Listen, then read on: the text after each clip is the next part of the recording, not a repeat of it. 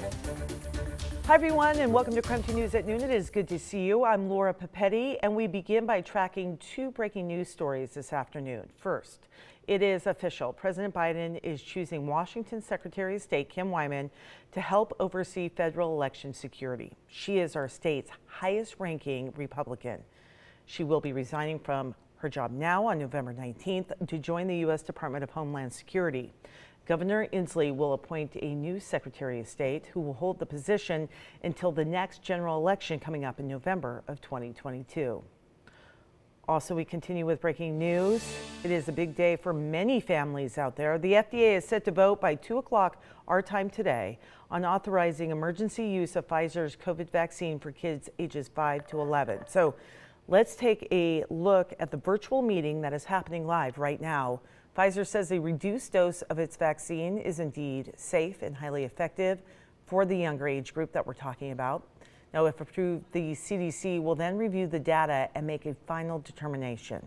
That would likely happen next week, and then children, with their parents obviously approving, could get their first shot by next Friday, which then would allow them to get their second dose by Thanksgiving. However, we should mention it wouldn't actually have its full power until about 2 weeks after the holiday, but we'll continue to track that.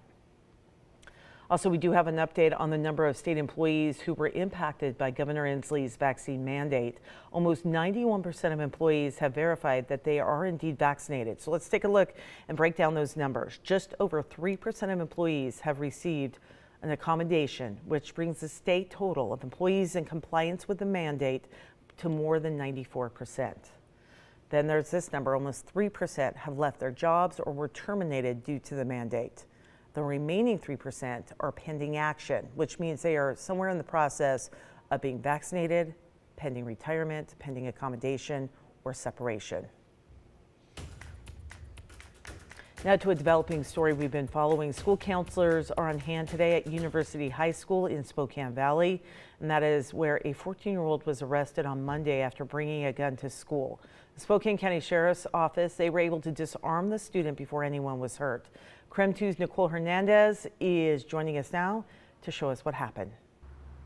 Yeah, so I'm outside of University High School right now. This school here was on lockdown yesterday when sheriff's deputies went into the school, specifically into a classroom, to confront this student directly. So according to the sheriff's office, the student did not know that the school had called law enforcement. Deputies decided telling him might escalate the situation. So a small team of deputies went into the classroom while the rest of the school was on lockdown. They then quickly isolated the suspect in the room while allowing other students and staff to leave. We talked with one student who was inside the classroom when deputies came through the door. Everyone basically put their hands up because after the police had said for the one specific student to put their hands up, everyone kind of just put their hands up out of fear and shock. Now, no student or staff were harmed during the incident. The 14-year-old was arrested, and now the district is praising students for speaking up. And since the suspect is a minor, the sheriff's department did say they will not be releasing his name at this time. But as for students here at University High School, they have counselors here to talk about what happened yesterday if anyone is interested. In Spokane Valley, I'm Nicole Hernandez. Nicole, appreciate it. We're going to take a live look outside right now. A little bit of a gray day on this fall afternoon. Meteorologist Jeremy Legoo is tracking more rain and wind in the forecast. Well, it's the calm before our next round of showers later on this afternoon. We are going to see that move in, along with a little frontal system getting edged along by a building ridge out to our west. That's going to give us quite a bit of wind later on today, so expect wind gusts to remain pretty strong. We're going to see them up near 20, even 25 miles per hour, and picking up even more overnight as that ridge kind of builds in over the top of us. There it is out to the west right now, and this little arch right here winds up pushing our front through the region. So we'll see those showers kind of spread in and take over as we head into the afternoon and evening, and that will give us some more widespread rain activity later today. Notice it does start right before the evening commute, continues until the sun goes down tonight, eventually tapering off overnight, giving us a break in the action tomorrow. All said and done, I think it affects our temperatures quite a bit. We top out near 50 degrees later on this afternoon and expect clouds to build and rain to stick around, eventually tapering off early tomorrow.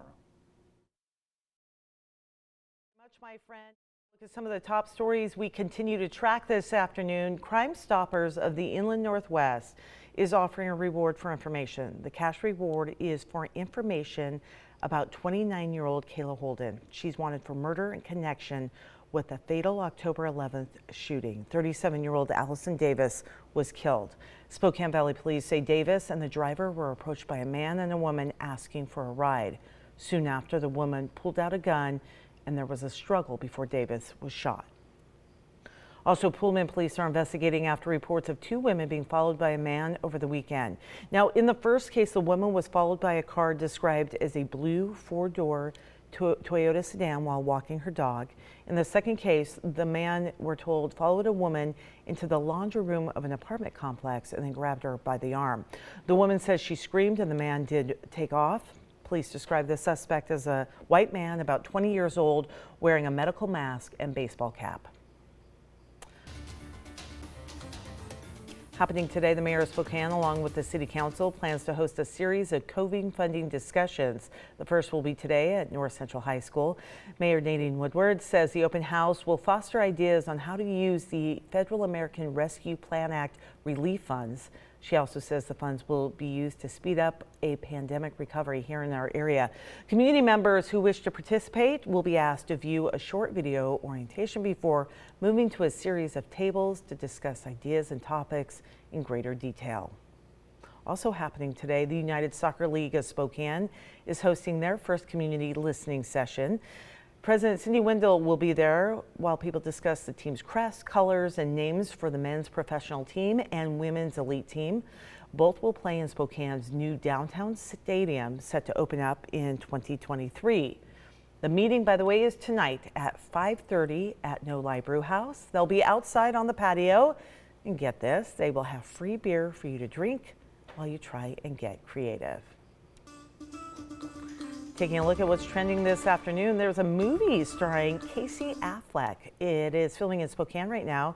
You may have seen some filming going on the South Hill. People are sharing photos online of crews setting up in spots around the neighborhood.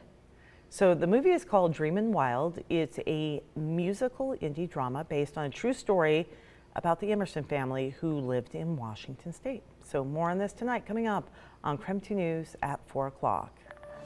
Election day just 1 week away from today. So what you need to know about filling out your ballots and about tracking a key school district race happening in Spokane Valley.